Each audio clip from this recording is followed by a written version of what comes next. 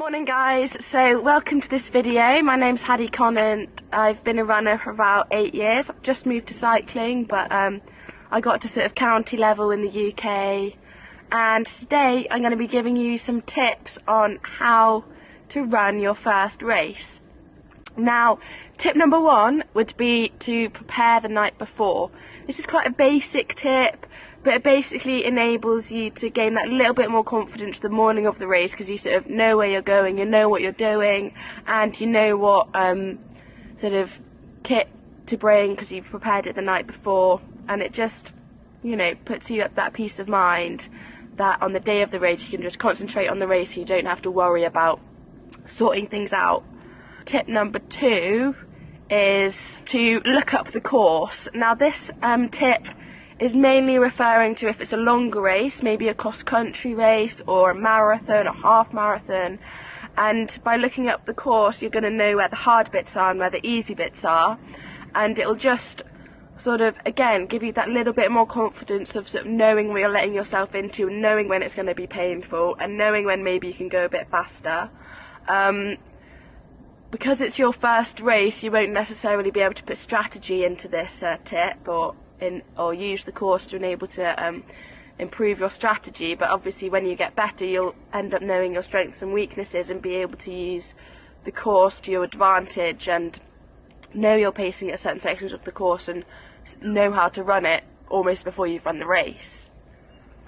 Tip number 3 is to set a realistic goal. Now, as it's your first race, you don't want to do anything too ambitious, and you don't want to sort of be too daring, because, you know, at the end of the day you want to achieve this goal, because in doing this it will mean that you'll be more likely to race again, because, you know, it'll be that little boost, that little sort of push that you need to be like, yeah, I can do this.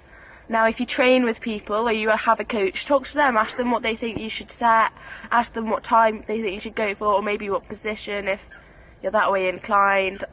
I think time and position aren't necessarily the best goals for your first race, just because they are very, very sort of changeable. You know, you don't really know what position you're going to do, and because you don't know who you're racing, you don't know your competitors. But, you know, goals of sort of doing a half marathon without walking, or, you know, when you do your 5k, trying to get a good start and, you know, get your pacing right for at least the first 3k, or those sort of goals that you've sort of practiced in training and then can put into a race situation are really good. The 4th point would be post-race recovery, or the importance of it.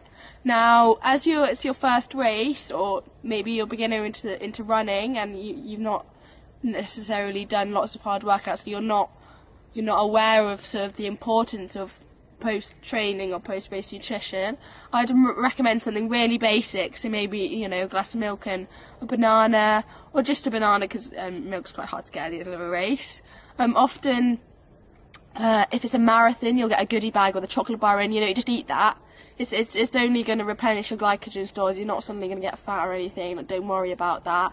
It's just really important to try and get some carbs in, you know, as soon as you're finishing as possible, just so you can start the recovery process. And then later on, you know, have a good balanced meal with some protein and stuff. You know, if you've done a marathon, go have a beer, some carbs that help you out.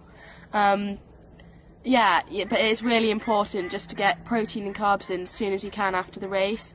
It'll just make those days after the race that little bit easier, that little bit more comfortable. Hopefully your muscles won't be as sore and they'll just be starting to recover quicker, because you basically want to start the recovery process as quickly as possible. And this will just mean that when it comes to your next race, you'll be, you know, more confident, but you also want to go, because you'll realise that, you know, it's a bit painful after, but if you recover right, it's not too bad. You get used to it.